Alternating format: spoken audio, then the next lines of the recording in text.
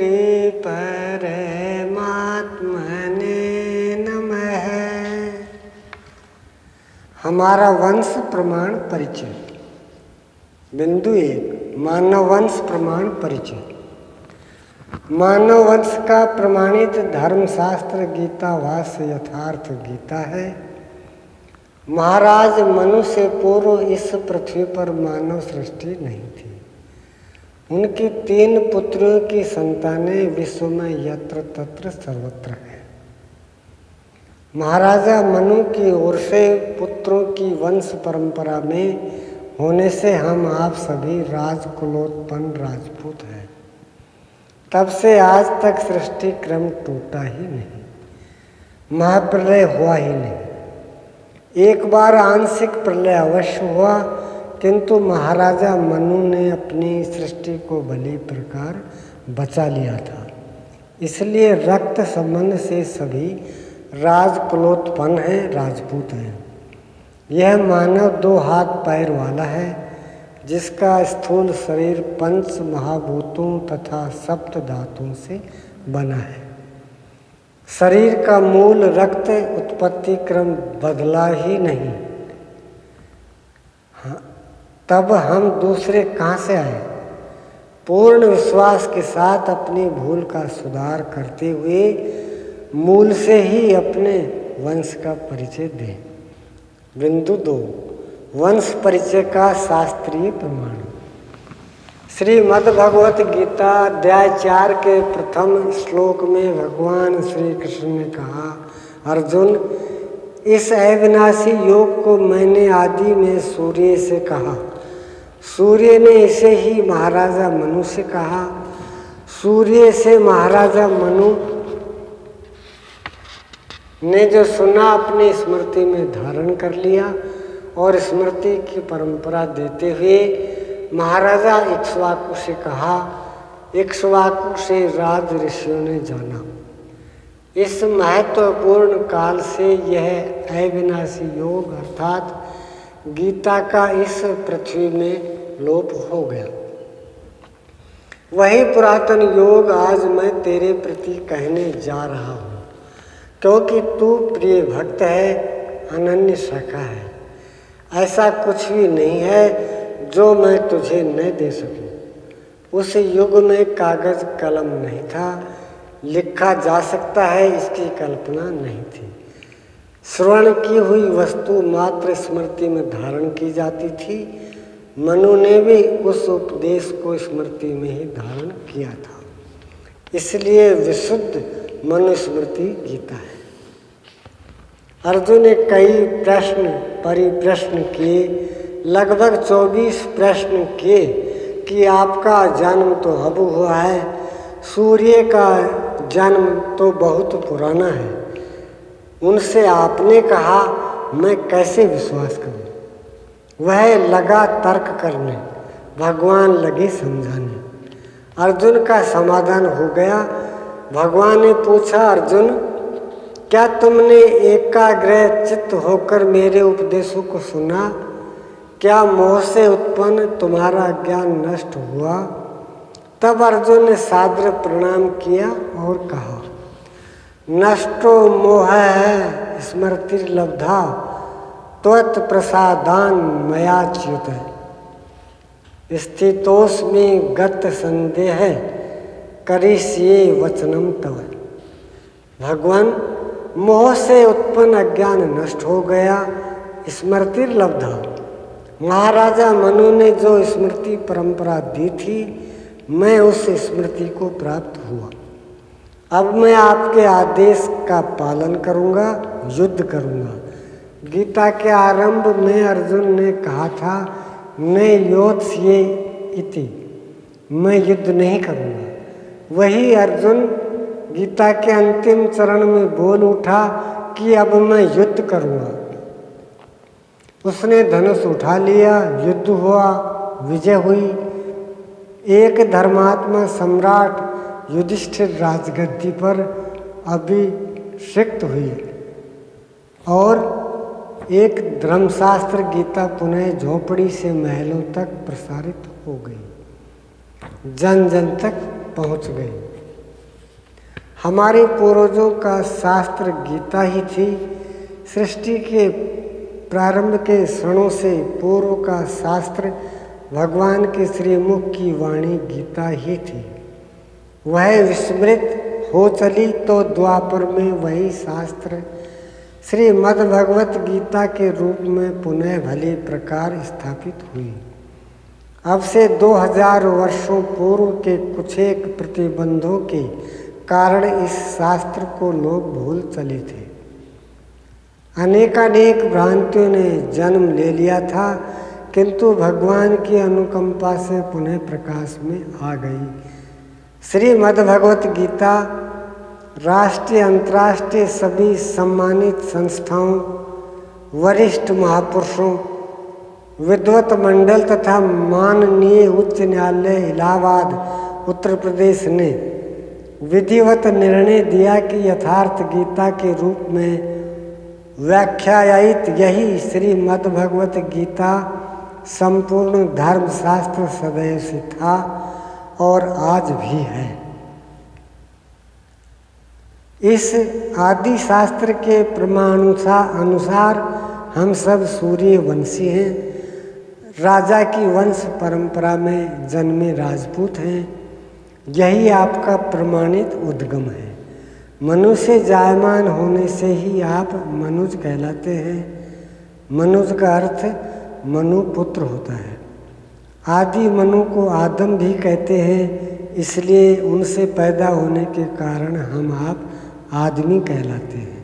अतः हम आप सभी अपने परिचय का शास्त्र गीता लें, उनकी विशुद्ध व्याख्या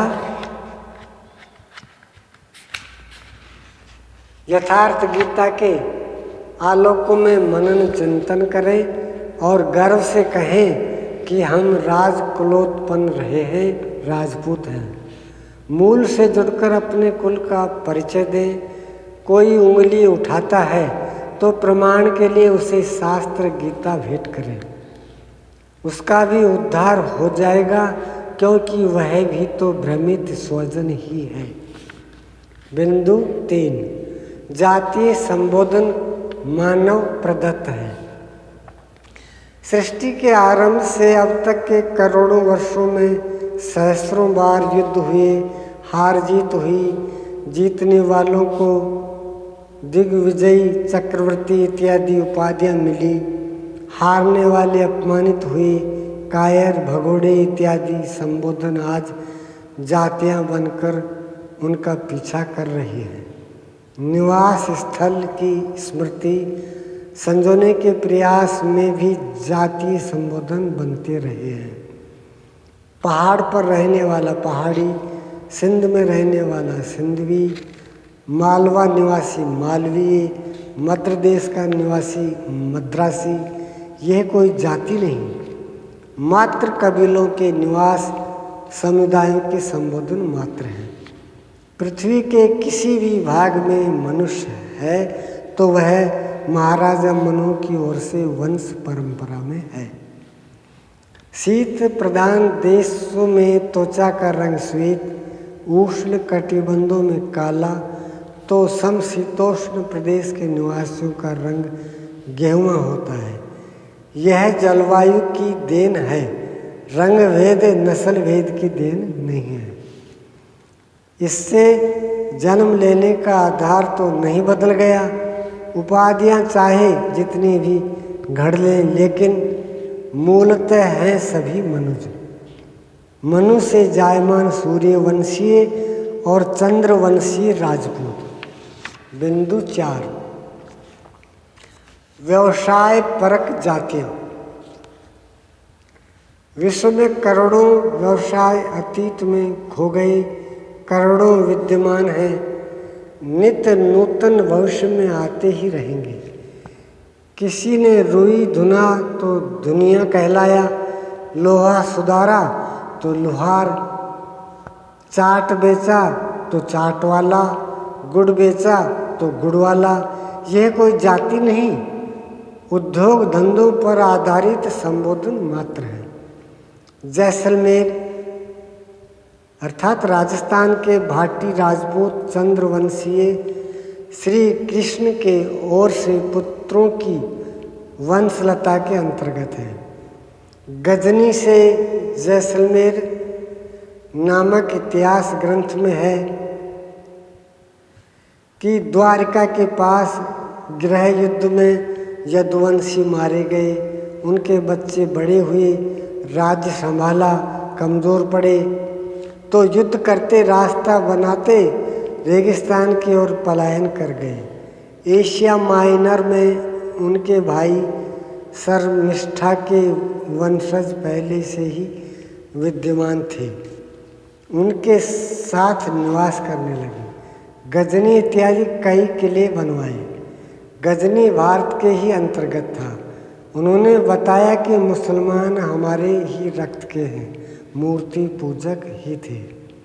नाम चाहे जितना बदल ले,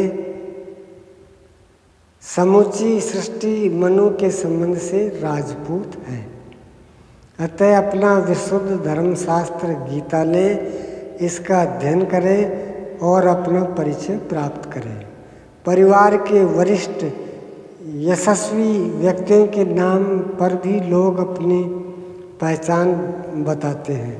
जैसे यदुवंश कुल के ज्येष्ठ राजकुमार भूपत भाटी से भाटी वंश का नाम पड़ा।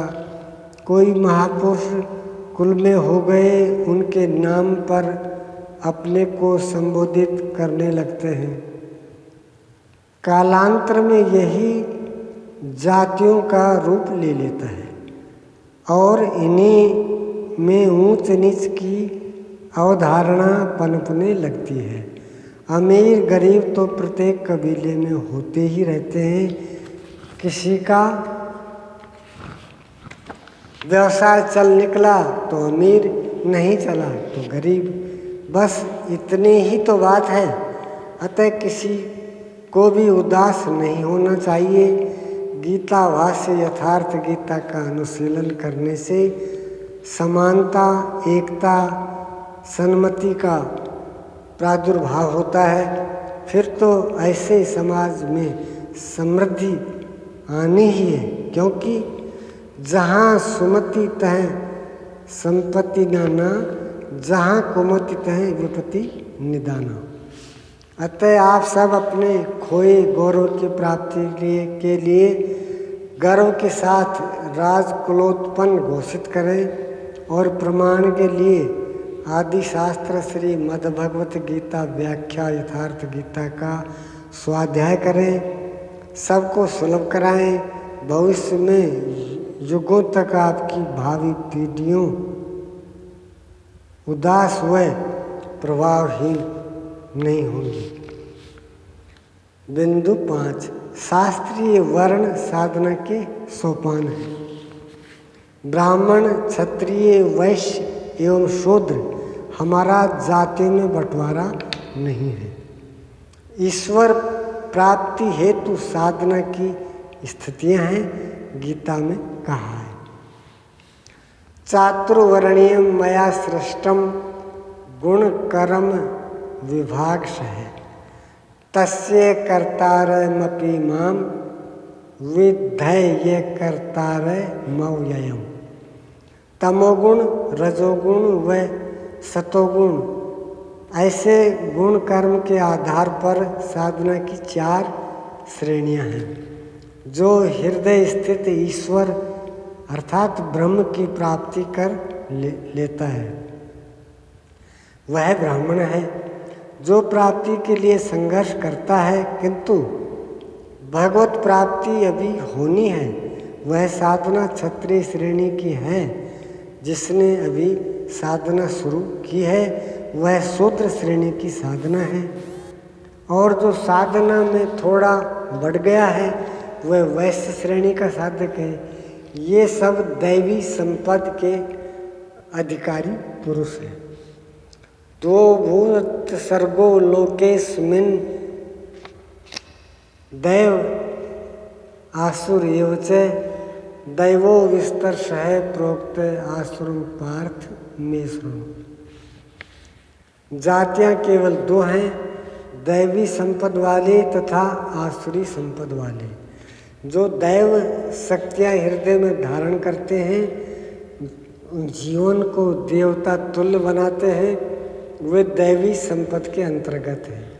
और जो राक्षसी प्रवृत्तियाँ हृदय में धारण पोषण करते हैं, वे आसुरी संपदा वाले हैं। गीता का लोप होने से ही इसे सामाजिक बंटवारा का आधार बना लिया गया था। गीता ही हमारा आदि धर्म ग्रंथ है, जो परमेश्वर द्वारा हमें प्राप्त है। मनुष्यकृत ग्रंथ किसी काल की व्यवस्था हो सकते हैं, धर्मशास्त्र नहीं हो सकते। धर्मशास्त्र तो केवल गीता है। अधर्म पर धर्म का शासन अर्थात आत्मा का चित्त, मन, बुद्धि तथा इंद्रिय आदि शरीरांगों पर आधिपत्य दिलाते हुए परमात्मा दर्शन, यही बतलाने वाली गीता के रूप में साधना शास्त्र हमारा धर्मशास्त्र है। आज उसका यथार्थ अर्थ गीता के अनुसार हम सभी मनु की संतान हैं। यह समाज का बंटवारा नहीं है, जातियां केवल दो हैं। ओम। धर्म क्या है? गीतोक्त धर्माचरण करने वाले को आर्य सनातन हिंदू कहते हैं। आर्य, गीता आर्य संहिता है। आर्य एक व्रत है जो अस्तित्व मात्र एक परमात्मा उस अविनाशी का उपासक है, आर्य है। वरुण, कुबेर, अग्नि, इंद्र इत्यादि प्रथम आर्य थे, जो उस अस्तित्व के प्रति आस्थावान है, आर्य है। उसे प्राप्त करने की गीतोक्त नियत विधि का आचरण आर्य व्रत है। इस व्रत में क्रमशः उत्कर्ष करते हुए व्यक्ति जब उस परमात्मा का दर्शन, उसका स्पर्श और उसमें स्थिति पा जाता है, तो वह आर्यवत प्राप्त है। सनातन, ऋषियों ने देखा आत्मा ही सनातन पुरुष है। अच्छेद्यो यम दायो यम यम कलेद्योश ये शोष एवच नित्य यह सर्वगतः स्थाणुर अचलो यम सनातन है। उस सनातन को विदित करने की विधि पर, उसी नियत कर्म पर जो चलता है वह सनातन धर्मी है। इस प्रकार आर्य का ही पर्याय सनातन है। हिंदू, अब प्रश्न खड़ा होता है कि वह सनातन अविनाशी काल से अतीत परम तत्व परमात्मा रहता कहाँ है? तो ज्योतिषामपि तज्ज्योतिष तैमय सह पर मुच्यते ज्ञायम ज्ञेयम ज्ञान गम्यम हृदि सर्वस्य विशिष्टतम। वह ईश्वर ज्योतियों का भी ज्योति है, अंधकार से अत्यंत परे है, सर्वज्ञ है, ज्ञान द्वारा सबके लिए सुलभ है और उसका निवास हृदय है। वह सबके हृदय में समाविष्ट होकर सदा निवास करता है। उपासना स्थल की दृष्टि से धर्म का तीसरा नाम हिंदू पड़ा। हृदय में बैठकर भगवान करते क्या हैं? गीतों की साधना पकड़ते ही वह ईश्वर सर्वत्र से प्रेरणा देने लगता है। सर्वस्य चाहम हृदि सन्निविष्टो मत्तः स्मृतिर्ज्ञानमय पोहनम च वैदैश्च सर्वैरहमेव वेद्यो वेदांत कृत वेद विदेव चाहम। अर्जुन, सबके हृदय में समाविष्ट होकर रहने वाले मुझसे ही बुद्धि, स्मृति, ज्ञान और विकारों से निर्लेप रहने की क्षमता होती है। मैं सबको जानता हूँ। अहमेव वेद्यम, मैं ही एक जानने योग परम तत्व हूँ और वेदांत कृत वेद विदेव चाहम, जानकारी का भी अंत करने वाला सहज स्थिति प्रदान भी मैं ही हूँ, अर्थात वेदांत का कर्ता भी मैं ही हूँ। गीता का समापन करते हुए भगवान ने पुनः इस पर बल देकर कहा कि ईश्वर है सर्वभूतानां हृदय सेर्जुन तिष्ठति भ्रामयन् सर्वभूतानि यंत्रारूढ़ानि मायया। ईश्वर सभी प्राणियों के हृदय में निवास करता है, तो शरण किसकी जाएं? तमेव शरणं गच्छ सर्वभावेन भारत है। संपूर्ण भाव से हृदय स्थित ईश्वर की शरण जाओ, उसकी कृपा प्रसाद से तू परम शांति शाश्वत धाम को प्राप्त होगा। गीता में भगवान आदेश देते हैं कि हृदय स्थित परमात्मा की शरण में जाओ, जिससे साधक भटक नहीं जाए। अतः जो हृदय स्थित ज्योतिर्मय ईश्वर की आराधना करता है हिंदू कहलाता है। ओम श्री सद्गुरुदेव भगवान की जय हो।